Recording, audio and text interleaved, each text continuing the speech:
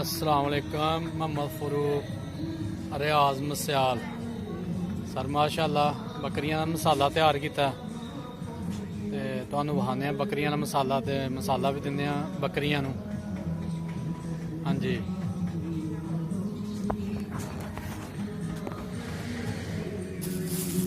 थोड़ा जा मसाला लिया जी बना के बकाया अंदर रख छड़िया। ये काली जीरी पाई है, नमक काला पाया, दालचीनी पाई है, मोटी इलाची पाई है, काली मिर्च पाई है, लाल मिर्च पाई है, धुम्मा पाया। इनू सर 2 दिन धुप लवाई है। 2 दिन धुप लवाने तो बाद माशाअल्लाह ग्राइंडर किया, ग्राइंडर करके तैयार हो गया मसाला। तो हूँ जानवरों दिने सर मसाला।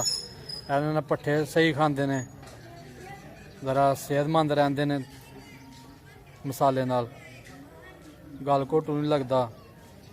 फिर होर भी कोई नुक्स फिमनी फोड़ा होए वह भी ठीक हो जाता सर। इस तरह का मसाला है।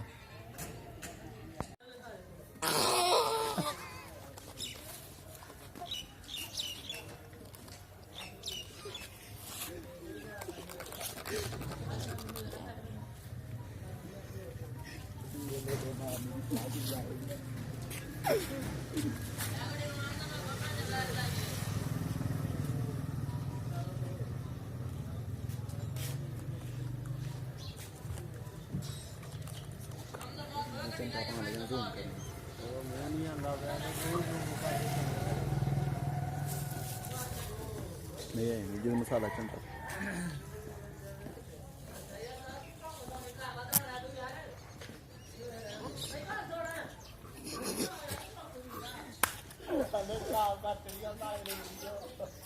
वीडियो चलती पी है।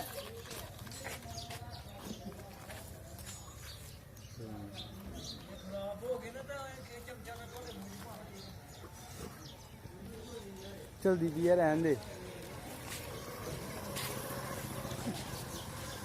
यार, बोल भी तो सही ना कुछ।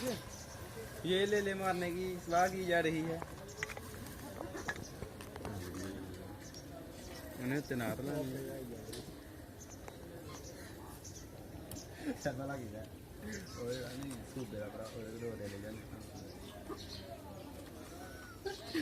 दोनों पता है चमचे ला काम करी ना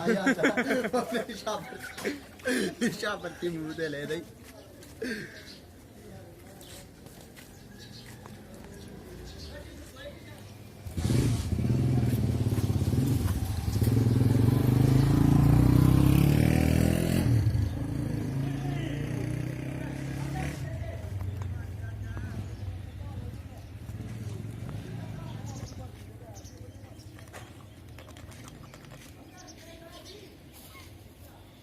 उन्हें अपना ऐसा सवाल है बच्चे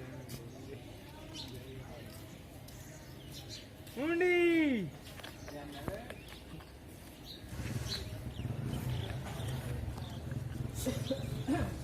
ओदे की चमचा करी भला चमचे च पा करिए एक बारी ओदे की चमचा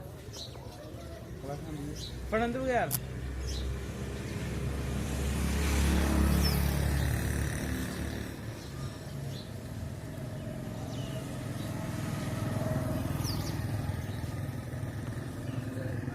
अंकल एक खुद खा लें।